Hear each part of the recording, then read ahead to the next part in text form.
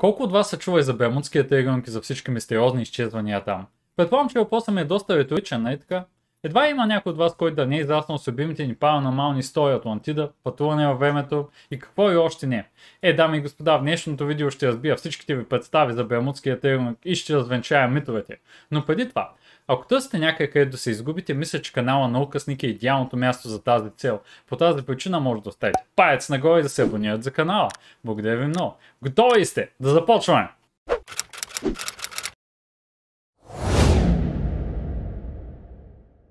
Нека да започнем с паранормалния елемент в Бермудския триъгълник. Най-известните хипотези за изчезвания, до които се добрах, са НЛО-та, духове, Атлантида, черни дупки, паралелни светове, пътувания във времето и каквото още ви хрумне. Списъкът е просто безкраен. Но какво ще стане, ако ви кажа, че в Бермудския триъгълник са изчезнали и катастрофирали стотици пъти по-малко кораби и самолети, отколкото в Черно море? Знам, че точно в този момент повдигате многозначително вежди и доста се усъмнихте в думите ми, нали? Всички данни, които ще ви покажа в това видео, са от разследвания на Световния фонд за природата и Alliance. Това видео, само да подчертая, не е спонсорирано по никакъв начин от нито една от двете организации. Ние просто използваме данните им, които са резултат от доста задълбочени проучвания. Но да се върнем обратно на въпроса. Какво знаем за триъгълника? Най-ранното предположение за необичайни изчезвания в района идва от вестник Miami Herald от 17 септември 1950 година.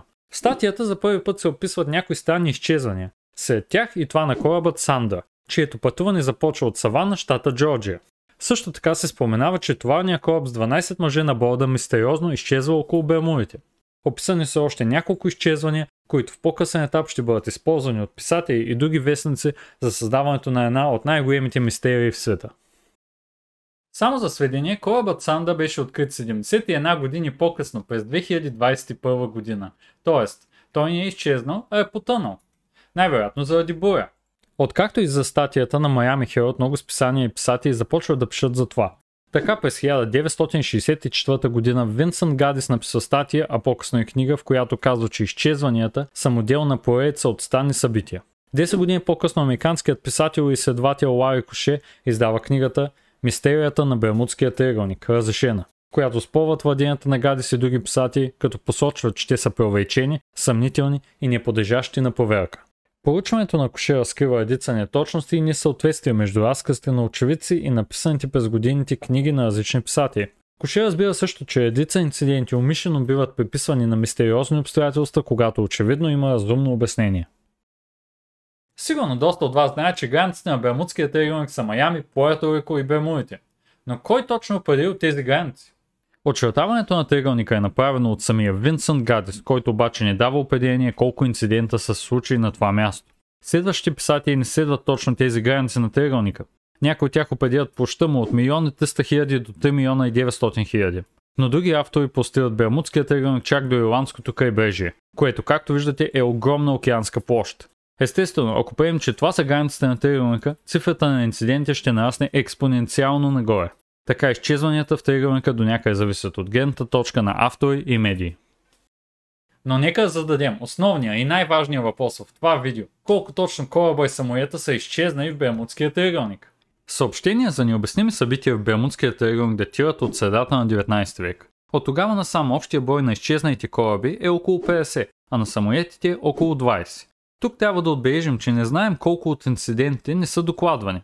Но ако те са двойно на предполагаемите цифри, то отново можем да заключим, че в Бермудския триъгълник не са изчезнали задоволително количество кораби и самолети, за да класифицираме мястото като опасно. Нещо повече, световните организации дори не могат да включат Бермудския триъгълник в списъците си на най-опасните води в света. Според проучване на World Wildlife Fund и Alliance, топите на местата с най-много инциденти с кораби се случват в Южен Китай и Индонезия, на второ място е Източното Средиземноморие и Черно море и на последно място са Япония и Корея. Тези данни са за периода 1999 до 2011 година. Както виждате на обозначената карта на World Wildlife Fund, която е разделена на квадранти, Бермудският триъгълник дори не присъства като място, на което се случват много инциденти. От своя страна, проучването на Alliance за периода от 2011 до 2020 година категоризират абсолютно същите райони като най-опасни води в света. Само за 2020 година са изчезнали 49 кораба в световен мащаб. До някъде причината за малкия брой инциденти е COVID-19, затварянето на границите и други причини. Сега сигурно се питате как е възможно в световен мащаб все още да изчезват толкова много кораби. Как въобще се случва това? Тук е момента да ви споделя, че вече имаме Patreon. Ако искате да подкрепите канала ни и това, което правим, може да се присъедините към научния ни отбор. Имаме няколко нива, които започват от електрон и стигат до атом. Присъединете се към нас, за да можем заедно да дискутираме и разберем тайните на Вселената. Благодарим ви за подкрепата. Една от най-честите причини са бурите, които понякога са доста ожесточени и свирепи. В морето се случват едни от най-тежките урагани, които в съпоставка с огромни вълни често могат да са пагубни за моряците. Другата причина са пиратите, които през последните години идват основно от Сомалия, Гвинейския залив и водите по протежението на Бангладеш и Южно-Китайското море. Въпреки всичко това, през 2021 се наблюдава драстичен спад в пиратството спрямо 2020 година. До тук обяснихме как и колко кораба изчезват в морето. Сега е време да обърнем внимание на самолетите в района на Бермудския триъгълник. Както разбрахме, в района на триъгълника са изчезнали около 20 самолета. За съжаление, никъде не намерих информация колко от тези самолети са били турбовитови и реактивни. Единственото, което успях да открия е, че за периода 1945-1948 година са изчезнали общо 7 самолета над Бермудския триъгълник. 5 от тях са бомбардировачите Avenger, които изчезват на 5 декември 1945 година по време на тренировъчен полет. Веднага след това, в същия ден, Мартин PBM Mariner, американски патрулен бомбардировач, излита с цел откриване на ескадрилата. Всички 6 самолета изчезват без никакви следи. Този инцидент допълнително белязва Бермудския триъгълник като опасен, въпреки ниския процент на инциденти в района. На 28 декември 1948 един DC-3 изчезва над водите на триъгълника, като и до ден днешен не се знае причината за това. От всичко до тук можем да заключим, че Бермудският триъгълник не е толкова страшен, колкото го описват някои писатели и медии. Но въпреки това е странно как някои кораби и самолети губят ориентация точно в този район. Причина за това може би е липсата на деклинация на агоничната линия. Знам, че еко се объркахте, затова ще обясня думите една по една. Агонична линия е невидимата линия, която свързва северния и южния магнитен пояс, при която има нулева деклинация. А деклинация е ъгловата разлика между магнитния северен пояс и истинския север на Земята. Това създава магнитно отклонение в компасите, за което всички пилоти и моряци са обучавани. Именно заради факта, че в Бермудския триъгълник се намира тази агонична линия, пилотите забравят, че магнитният компас няма нужда от компенсация поради липса на деклинация. Това води до значителна навигационна грешка и често пъти катастрофа. Макар районът около Бермудския триъгълник да е доста страшен и опасен според някои хора, имайте предвид. Районът между Флорида, Бермудите и Пуерто Рико поддържа тежък ежедневен трафик както по море, така и по въздух. Това е едно от местата, през които преминават най-много кораби и самолети в света. И въпреки натоварения трафик на Бермудския триъгълник както по вода, така и по въздух, то си остава едно от най-неопасните места в океана. Това обаче съвсем не означава, че в района не възникват урагани. Една от причините за честите бури е силното океанско течение Gulf Stream, за което говорихме в предното видео. То причинява резки промени в климата около Бермудския триъгълник. Надявам се, че всички факти в това видео са ви убедили в едно, а то е, че понякога хората виждат това, което искат да видят.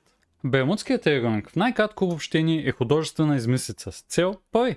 Често пъти големи телевизионни и интернет медии умишлено разкрасяват историята без каквито и да е било доказателства. Една от най-големите загадки, по които хората доста се запариха, е руският експеримент на съня, който е художествена измислица на потребителя Orange Soda, или в превод оранжева сода, в сайта Creepypasta Wiki. Ще оставя линк долу в описанието, ако искате да прочетете разказа директно от потребителя оранжева сода. Разбира се, това не спира различни медии и ютубъри да разказват историята, сякаш е истина. Друга легенда, която също доста се разказва, е изчезването на самолет 914 на авиолинии Pan Am. Самолетът DC-4 излита от Ню Йорк на 2 юли 1955 и се появява на летище Каракас на 9 март 1985 година. Тоест каца 30 години по-късно. Когато пилотът разбрал, че нещо не е наред, отново излетяло и изчезнал от радарите. Авиодиспетчерите от своя страна отсъди, че може би самолетът е пътувал във времето. Първото нещо, което трябва да знаете, е, че историята за първи път е публикувана във вестник Wiki World News през 1985 година. Сайтът е известен с това, че специализира в луди и измислени истории като тази. Второто нещо, което трябва да знаете, е, че нито един самолет не може да кацне или излети от летище без изричното съгласие на авиодиспетчерите. Ако самолетът излети без съгласие, това би било реална предпоставка за катастрофа във въздуха или на земята. В заключение искам само да кажа, че по светът има много хора, които ще измислят какви и не истории, защото както знаем, страхът е едно от нещата, които продават. Това, което ние трябва да направим, е да останем скептични и да задаваме въпроси, защото задавайки въпроси, ние ще стигнем до истината. Това видео, само да подчертая, не е спонсорирано по никакъв начин от нито една от двете организации. А би трябвало. Това беше днешното видео, приятели. Искрено се надявам, че ви е харесало. Както обикновено се опитахме да ви информираме за някои големи медийни сензации и истории. Не забравяйте, не вярвайте на всичко, което е написано в интернет. Задавайте въпроси, бъдете и опитни. Както винаги, аз бях Ники, това е Лами. Абонирайте се за канала. До следващия път.